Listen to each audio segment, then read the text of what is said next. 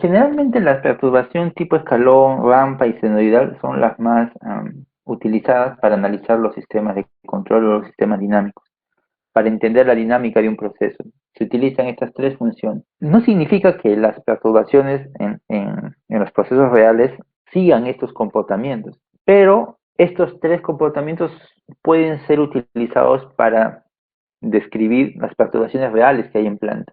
Porque en planta siempre las perturbaciones van a ser aquellas en donde el valor cambie súbitamente, porque se abrió una válvula, porque se quemó algún motor, se quemó, o sea, se encendió un ventilador. Esas operaciones de encendido o de apagado son operaciones que generan esos cambios bruscos, ¿no?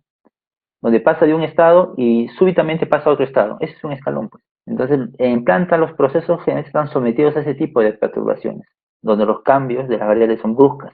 Digamos, vamos a suponer, encender el agitador, entonces el agitador está apagado, el sistema se comporta de una manera, pero cuando usted enciende el agitador, el sistema ahora va a pasar a un nuevo estacionario, a un nuevo estado, porque ha habido un cambio brusco en alguna parte, que es el escalón, producto del encendido del agitador.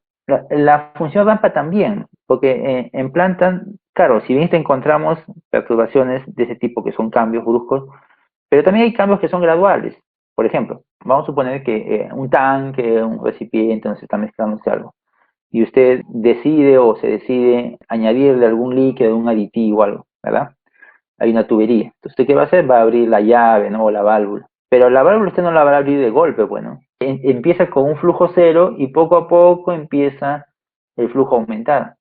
Claro que si lo hace rápido, bueno, también la pendiente va a ser más elevada, pero no es un cambio brusco, que puede ser lento o rápido, pero gradual al fin y al cabo. Entonces, ese tipo de situaciones se representan mediante la función rampa, por ejemplo. Y en el caso de la senoidal, también, porque eso más que todo representa situaciones que se van repitiendo periódicamente. Tal vez no, digamos, de manera inmediata. Por ejemplo, vamos a suponer que usted quiere analizar la temperatura de un fermentador. El proceso de fermentación, pues es un proceso que no es una cuestión de horas, sino es una cuestión de días. Vamos a suponer que el proceso tarda, pues, no sé, toda la semana. Una semana tarda el proceso de fermentación. Entonces, y usted quiere analizar la dinámica de la temperatura dentro del tanque.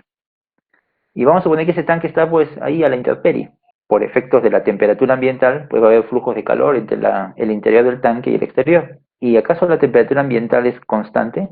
Cambia en el día. Pero como el proceso tarda una semana, 2 semanas, la variable temperatura ambiental, que vendría a ser la variable X que está perturbando a la temperatura dentro del sistema, lo está haciendo de manera gradual. Es decir, el primer día va a tener un valor, luego va a bajar, luego va a volver a subir, al siguiente día baja, sube, ¿no? Al mediodía la temperatura es alta, en la madrugada la temperatura es baja y así, por toda la semana. Ese comportamiento es periódico y puede ser descrito mediante una función senoidal. Entonces, en plantas generalmente encontramos estos tres tipos de perturbación. Tal vez no como aparecen en la gráfica, sino un poco más distorsionadas, pero al final siguen esa tendencia. Cambio brusco, cambio gradual o cambio periódico que va oscilando de tiempo en tiempo.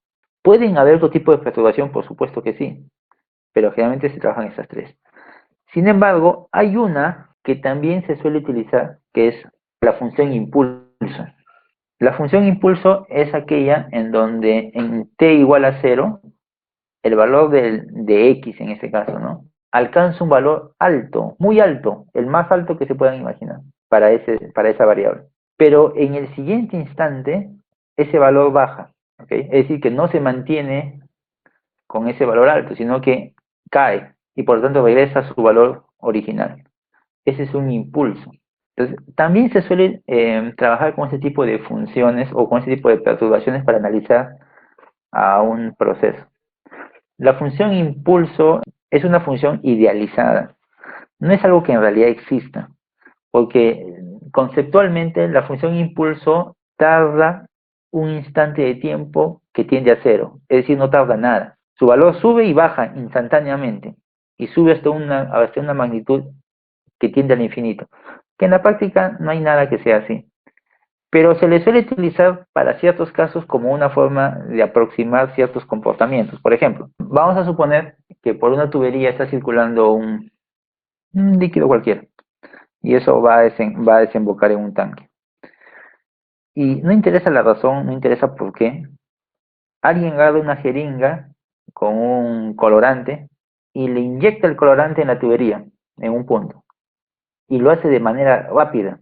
Entonces, en un instante muy pequeño, la concentración de colorante, que inicialmente era cero, porque no había nada de ese colorante en la tubería, en un instante la concentración se disparó porque se le hizo la inyección, pero el proceso de inyección fue muy rápido y luego dejó de inyectar. Entonces la concentración se dispara, pero luego cae otra vez. ¿Por qué? Porque como el fluido está circulando, pues todo el colorante ha sido arrastrado, pues, ¿no? Y en ese punto ya no hay colorante. Entonces, esas son acciones que pueden ser representadas por una función tipo impulso. ¿Y qué pasa cuando un proceso de primer orden sufre una perturbación tipo impulso, o aproximadamente cercano a un impulso? Adopta este comportamiento, el valor de y. En el momento que se produce la perturbación impulso, el valor de y o sea, desde el punto de vista conceptual, el valor de y se dispara. ¿Pero se dispara hasta dónde? Hasta un valor máximo, que es este, K por A sobre tau. Y después en los siguientes instantes, el valor de y empieza a disminuir gradualmente, hasta que en algún momento se hace cero otra vez. O sea, regresa a su estacionario inicial. Si uno resuelve la función de transferencia de primer orden con una perturbación tipo impulso, el resultado es el que tienen ahí ustedes en la diapositiva. Esa es la trayectoria que va a seguir la variable y. Al inicio, cuando y alcanza ese valor máximo, luego el valor de y empieza a disminuir. Y ese descenso sigue una pendiente y empieza con una pendiente igual a esa magnitud, menos k por a sobre tau cuadrado. Negativo porque, bueno, en este caso la función va descendiendo, pues, ¿no? Y esa pendiente poco a poco va a ir cambiando, pues, ¿no? Hasta que la función se vuelva prácticamente horizontal. Esta figurita debe estar acá abajo y no está arriba. No se está refiriendo a esto debe ser acá. No, está mal.